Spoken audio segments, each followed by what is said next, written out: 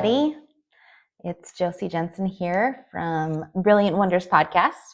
And yeah, today is a good day. I'm very excited to be on here. I actually just recorded my welcome video for a nervous system reset that we're working together in a group with, and I'm excited to guide that. And also, a lot of these things, they come up in my life too. Have you noticed that? Like things that you want to share or do, it's like, yeah, well, I needed that too, so maybe other people will want it as well. So coming through this last month has been interesting for a lot of different reasons. There's been some anxiousness around coming back to the United States, because a lot has transformed being here, and being able to come back and continue on with what I'm up to. So including this, like this is something that I've wanted to do for so many years, you guys. Like, gosh, I don't even remember. My sister, I don't know, probably 5 years ago, even, I had told her, I was like, I really need to start that podcast. She's like, Josie, you told me that like 3 years ago. And just think of how many episodes you would have had by now if you would have started. And, so this is what this time has done for me, has allowed me to create and build some things that I wanted to do for so long. And I'm just really happy to be here. I'm just so happy to be here. I was in Granada yesterday, Spain, and it was a last minute type of trip. So it's very busy right now with tourist stuff. And there's this amazing castle there, amazing castle. And, when it comes to history and those sorts of things, like I haven't dove into it much. But now that I have a little bit of, like why I'm wanting to learn something, or like why something is gone or not practiced anymore, and these things, it starts to make history way more interesting, doesn't it? Like if you just have like a little bit of a spark of why you want to know something, and then you start diving in a little, and then everything's connected. Isn't that funny? Like everything is connected. So it's just like our bodies, everything is connected one way, shape, or form. I was just like, thinking about and working through some pelvic floor stuff. As you know, I'm big into movement and fascia and like all those things, right? And this pelvic floor tightness, how it affects the jaw, and like these things are so cool. But this is real life too. Like when you start, and this is gonna, this is what I love about this podcast, is because it goes wherever it's gonna go. So I was listening to the book. Let's start here. I was listening to the book Biology of Belief by Bruce Lipton, and it's one that I've picked up and read, but lately I've just been walking a lot, so I decided to listen to it again. And it was he talked about how, like, I'm a cell, like I'm a human biologist, actually. So that was my first degree, was a bachelor's in human biology. So understanding at a cellular level what was happening in our bodies. And I did not expand that so much to how far it could go. But from 18 to 22 years old, I did what I needed to do to learn what I needed to learn to pass the test, to get the whatever. Like I did that. But now that I'm like applying all this, like applied biology, it's a lot different. So when we say that everything's connected, like he went from Bruce Lipton, in his book, he went from he's a teacher, I don't remember where he taught now, but a university, big university in the States. And then he there was things that he was teaching that he wasn't really enjoying the way that it was needing to be taught. So he started teaching in another country and was able to like just do the program the way that he wanted to. And what he found was how his students started to learn. They, like in the US, these were medical students. In the US, it's very cutthroat. Like we're out for ourselves a bit, I guess, chiropractic was not at all like this. But okay, Grey's Anatomy, if anyone's watched that, like they're, they are cutthroat. They want the answers to the tests, and like all of the ways, what am I trying to think of? Like to get ahead of the next person, the next student. Like, oh, resources, right? They wanted the best resources. They wanted the best grades. They studied a lot on their own. Those sorts of things. In the Bruce Lipton experienced that in the U.S. And then when he went over and started teaching this other way, it was very community oriented. Like they saw that as everyone did better, they all grew together and all improved. And what he noticed was, and he's like, I don't know if this was it wasn't necessarily the intention, but when we started, because he started to teach, he didn't like teaching how things were very individualized in the cellular world, in the where in the university here in the US. He wanted to teach it in a holistic, epigenetic way, in that everything is connected. And so as he was able to teach biology in this way of how this cell will turn into a bone cell, and this one will turn into a heart cell, but how that communication with each other is what's creating this organism that's actually working together. It's very beautiful, and my jam, obviously. Obviously. But the point is that his students started acting that way, and how he created this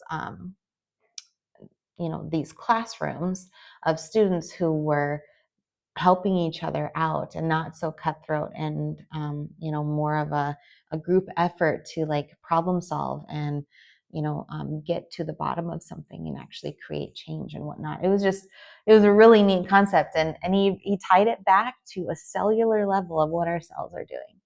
So now obviously, how is this connected to history?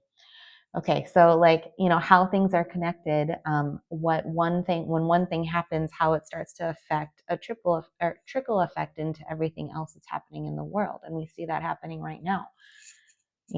One country is able to completely change some things, and then everything just kind of unfolds everywhere else and affects everybody else, on a very cellular level. One big impact affects the world on a cellular level. Anyway, so without getting too much further into that, it's just a really cool way to start thinking about it, and thinking about holistic health and the whole picture, and in community. And so community has been a big thing. This is what Spain has been all about. When I went to Granada, I had the recommendation from a friend here, and she said it was one of her favorite places.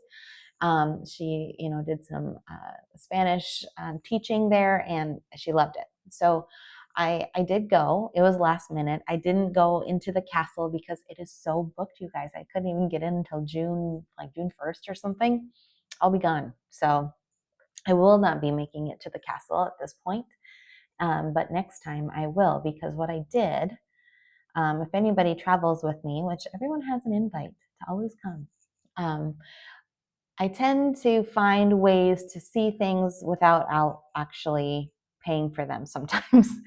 If I can, I will explore enough to feel like I got a good grasp of what the purpose of the building is. But I'm, anyway, resourceful. I consider myself kind of resourceful sometimes. So what I did was go on this hike that was just kept getting higher and higher to see more and more of the city. Okay, so as I walked right by the castle, and then I kept hiking higher and higher and higher, and eventually I could see down into the gardens and just see the intricate layout of this castle that's just like, how in the world did somebody build this by hand? Like it's just unreal. And there's walls. It looks like a maze. It looks like it looks like the games that we played, on like a Nintendo 64 or something, where you're like walking up the stairs and then down the stairs, and it's like this perfect square, perfectly square. Like, how in the world did they make things so perfectly square then? Anyway, so it is something that I want to go back and see. I do want to go back and see that. So Granada will happen again, and I'm coming to find that with many of these little places that I'm going, that there are things that I would like to return to see. Anyway, Granada would be on my list. If you come to Spain, I would definitely make that a trip, and I would do a couple of hikes. I can leave the hikes in the show notes here if anybody is interested in doing those, because they were both. I did two of them. One was more of a walk through the city to see all of that, and I need those because I can get lost in the city and not actually see what I need to see. So the map was good, and then the other was the actual hike. So that was Granada. And then, so today I recorded a video for that 3-day nervous system reset, and that will be available for everybody at some point here. So I love the idea of the community aspect of a working together to make something happen. I do a lot of things alone. I do a lot of healing alone. I do a lot of thinking alone. There's a lot of things that I find I work better when, or I get things done when I'm alone. Okay. But I've never seen the transformation, like the leaps and bounds of transformation that happens in a community, in a group. I have seen it in conferences. I've seen it in seminars. I've seen it online. I've seen it in small groups of like 3 to big groups of thousands. It's unreal when multiple people come together with the same, like, similar intentions, and how we talked about connectivity today, right? When you're connected in that way, big things happen. It's amazing. It's amazing. If they talk about a marriage, when they come together in God, and it's not 1 + 1 = 2. It's 1 + 1 equals what, 3.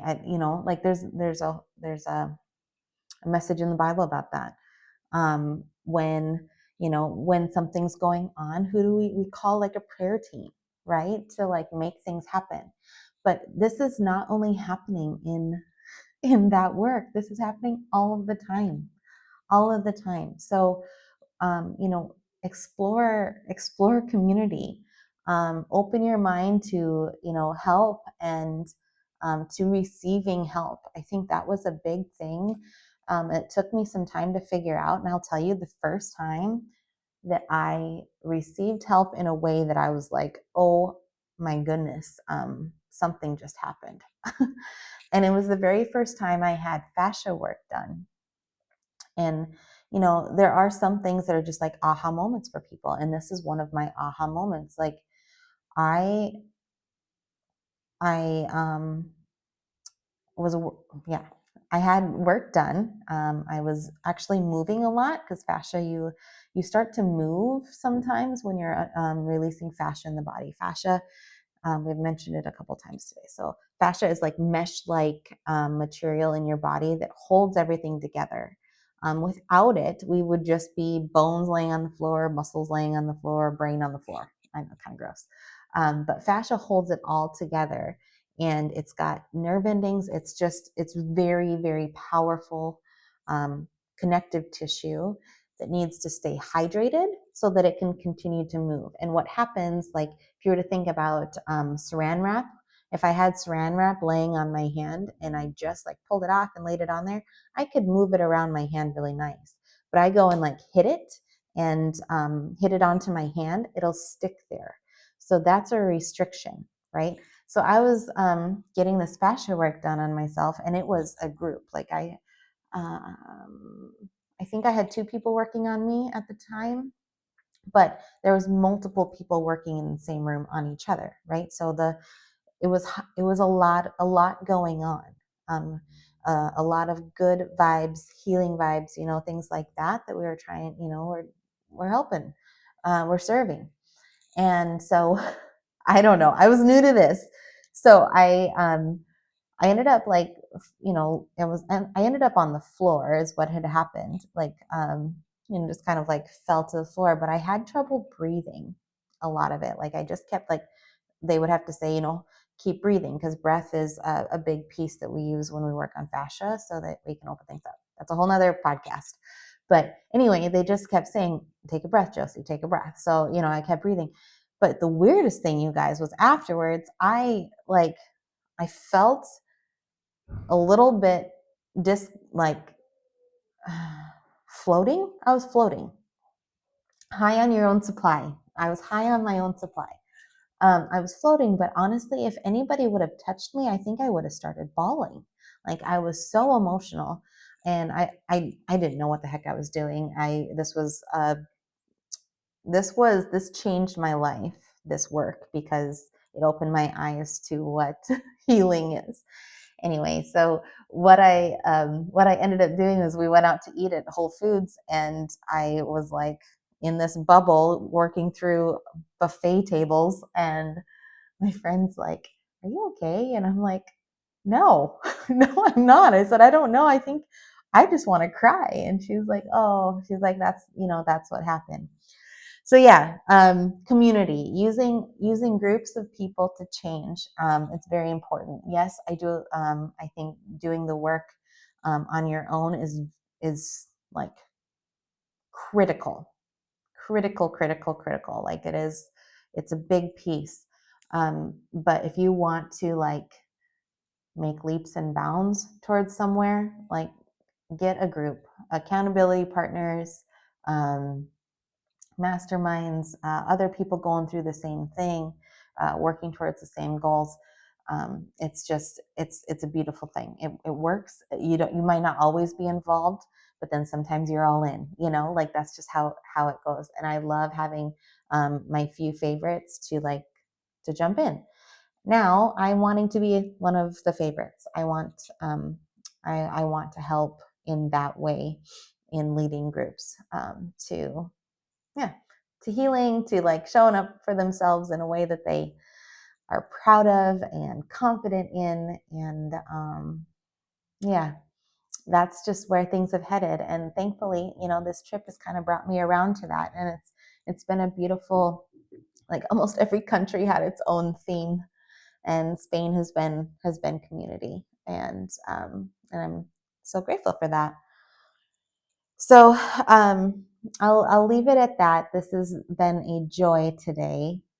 If anyone has any questions for me, feel free to reach out through Instagram or Facebook. Those are best ways to contact me at this point. And yeah, let me know how you guys are doing, and we'll be in touch. And I'll see you all next week. Ta-ta for now. Love you all. Bye.